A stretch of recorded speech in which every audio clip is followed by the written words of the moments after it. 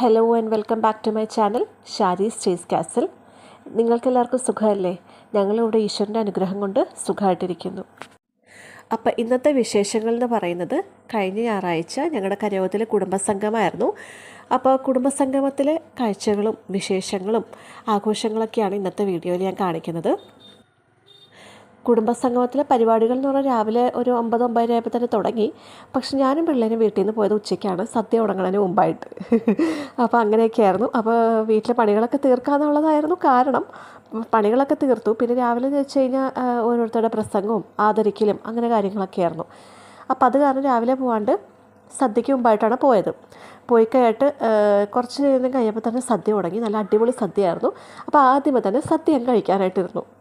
ശരിക്കും പറഞ്ഞാൽ ഞങ്ങൾ കുടുംബസംഗമത്തിന് പോകാൻ പറ്റുമെന്ന് വിചാരിച്ചതല്ല.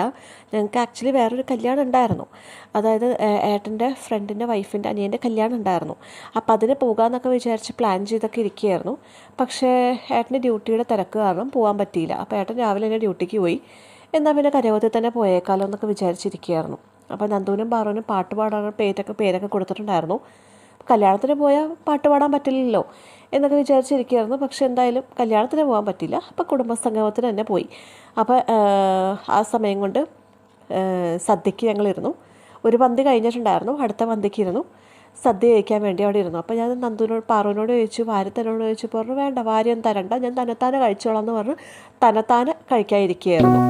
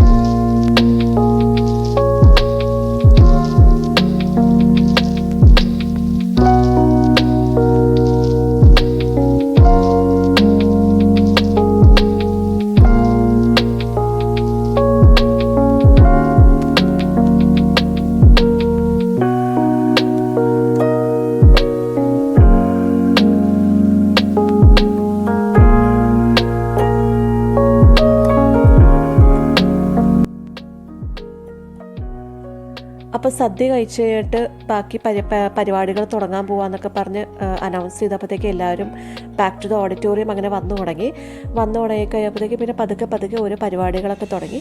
ശരിക്കും പറഞ്ഞാൽ പരിപാടികൾ ഇപ്പോൾ കുട്ടികളുടെ പരിപാടികളൊക്കെ ആണ് എന്ത് രസമായിരുന്നെന്നറിയോ, എന്ത് കഴിവാണ് ഓരോരുത്തർക്കും. ഞാനൊക്കെ കുഞ്ഞായിരുന്നൊക്കെ എനിക്ക് ഭയങ്കര മടിയായിരുന്നു കേട്ടോ എന്തെങ്കിലും പരിപാടി അവതരിപ്പിക്കാനും. അപ്പം ഞാൻ അധികം അങ്ങനെ ആരോടും മിങ്കിളാവില്ലായിരുന്നു. അപ്പോൾ എനിക്ക് അധികം ഫ്രണ്ട്സും ഇല്ലായിരുന്നു വീടിന് ചുറ്റും. എനിക്ക് മടിയായിരുന്നു. പിന്നെ അന്നൊന്നും ഇത്ര ആഘോഷങ്ങളും ഇല്ലായിരുന്നു. ഈ കരയോഗത്തിലായാലും എവിടെയെങ്കിലും ഇത്ര ആഘോഷങ്ങളും കാര്യങ്ങളൊന്നും ഇല്ലായിരുന്നു. ഇപ്പോഴത്തെ കുട്ടികൾക്ക് എന്ത് രസമായിട്ട് അവർ ഓരോന്ന് അവതരിപ്പിക്കുന്ന അവരുടെ കഴിവും എനിക്ക് കണ്ടപ്പോഴത്തേക്ക് ശരിക്കും ഒരു അസൂയ പോലെയൊക്കെ തോന്നി. അതിലും രസമുള്ള കാര്യം എന്താണെന്നറിയോ, പണ്ട് ഞാൻ കുഞ്ഞായിരുന്നപ്പോഴത്തേക്കും അമ്മേനെ ഡാൻസ് പഠിക്കാൻ വേണ്ടി ഒരു മാഷിൻ്റെ അടുത്ത് കൊണ്ടേ ആക്കി. പക്ഷേ എന്നിട്ട് എനിക്കിഷ്ടമില്ല, എനിക്ക് താല്പര്യമില്ല എന്നും പറഞ്ഞ് ഞാൻ ഇറങ്ങിപ്പോന്നു. ഞാൻ നിർത്തി, ഞാൻ പോയില്ല. എന്നിട്ട് ഇപ്പോൾ ഇരുന്ന് വിഷമിക്കുകയാണ്.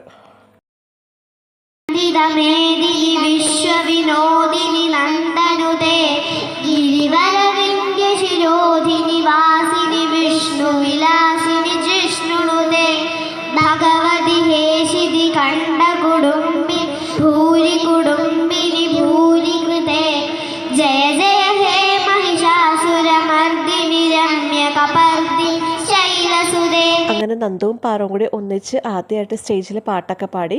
നന്ദു ഇതിനു മുമ്പ് സ്റ്റേജിലേക്ക് കയറി ഡാൻസ് കളിച്ചിട്ടുണ്ട്, കലോത്സവത്തിലൊക്കെ പോയിട്ടുണ്ട്. പക്ഷേ ഒന്നിച്ച് ഇവർ രണ്ടുപേരും ആദ്യമായിട്ടായിരുന്നു. ഇതിന് ശേഷമാണ് കൈകൊട്ടിക്കളി ഉണ്ടായിരുന്നത്. കൈകൊട്ടിക്കളി എന്ന് വെച്ചാൽ എനിക്ക് ഭയങ്കരമായിട്ട് ഇഷ്ടമായി, അടിപൊളിയായിരുന്നു. എന്തൊരു എനർജിയാണ് ആ കുട്ടികളുടെ ഡാൻസിനെന്നറിയോ.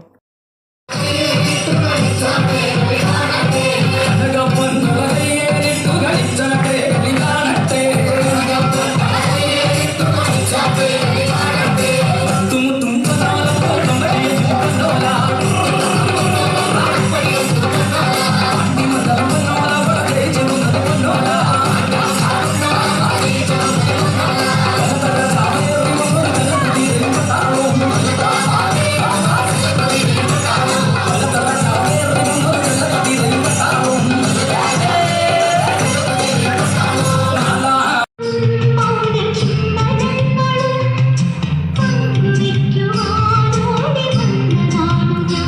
കരോത്തെ പരിപാടിക്ക് പങ്കെടുത്ത എല്ലാവർക്കും തന്നെ സമ്മാനം ഉണ്ടായിരുന്നു. അതുകൂടാണ്ട് ലാസ്റ്റ് ഇവർ കുറച്ച് കുസൃതി ചോദ്യങ്ങൾ കടങ്കഥ പോലെ ചോദിക്കും. അപ്പോൾ ഈ കടങ്കഥയ്ക്ക് ഉത്തരം പറഞ്ഞാൽ അതിനും വേറെ സമ്മാനമുണ്ട്. അപ്പോൾ നന്ദു പറഞ്ഞു, എനിക്ക് ഓൾറെഡി കുറേ കടങ്കഥയുടെ ചോദ്യങ്ങളുടെയൊക്കെ ഉത്തരവൊക്കെ അറിയാട്ടോ അമ്മേ, അപ്പോൾ എനിക്ക് എന്തായാലും ഇതിന് പങ്കെടുക്കണം എന്നൊക്കെ, അതൊക്കെ കേട്ട് നമുക്ക് പോയാൽ മതി എന്നൊക്കെ പറഞ്ഞു. പക്ഷേ അതിൻ്റെ ഇടയ്ക്ക് എന്താ വെച്ചാൽ ഏട്ടൻ വിളിച്ചിട്ട് ചോദിച്ചു, നിനക്ക് കല്യാണത്തിന് പോകണമെന്ന് ചോദിച്ചു. ഞാൻ പറയും, ഇപ്പോൾ ഓൾറെഡി ലേറ്റ് ആയില്ലേ. അപ്പോൾ ഏട്ടൻ പറഞ്ഞു, ഞാൻ ഊബർ വിളിച്ചു തരാം, നീ പോകുന്നുണ്ടെങ്കിൽ പോയിക്കോ, പറ്റുകയാണെങ്കിൽ ഞാനും വരാമെന്ന് പറഞ്ഞു.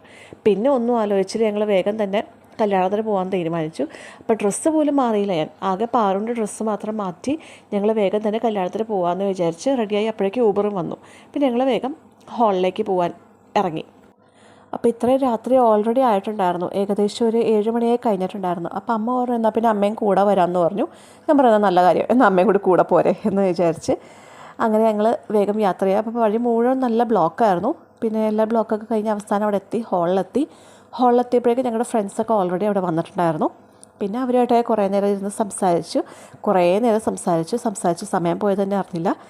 എല്ലാം കഴിഞ്ഞ് പിന്നെ ഞങ്ങൾ വിട പറഞ്ഞപ്പോഴേക്കും ഒരുപാട് രാത്രിയായി. വീട്ടിലെത്തിയപ്പോഴേക്കും 12 മണിയോളൊക്കെ ആയി. പക്ഷേ എന്താ വെച്ചാൽ അടുത്ത ദിവസം വർക്കിംഗ് ആയിരുന്നു. അതായിരുന്നു അതിലും വലിയ പാട്. കാരണം അടുത്ത ദിവസം പിന്നെ രാവിലെ എണീറ്റ് വീണ്ടും പോകണമല്ലോ. അപ്പോൾ ഇത്രയൊക്കെ തന്നെയുള്ളൂ എൻ്റെ വിശേഷങ്ങൾ. അപ്പോൾ വീഡിയോ എല്ലാവർക്കും ഇഷ്ടമായെന്ന് വിശ്വസിക്കുന്നു. എല്ലാവർക്കും ഇഷ്ടമായെങ്കിൽ കാണുക, ലൈക്ക് ചെയ്യുക, ഷെയർ ചെയ്യുക, സബ്സ്ക്രൈബ് ചെയ്യുക. അടുത്ത വീഡിയോയിൽ നമുക്ക് കാണാം. അടുത്ത വീഡിയോയിൽ കാണുമ്പോഴേക്കും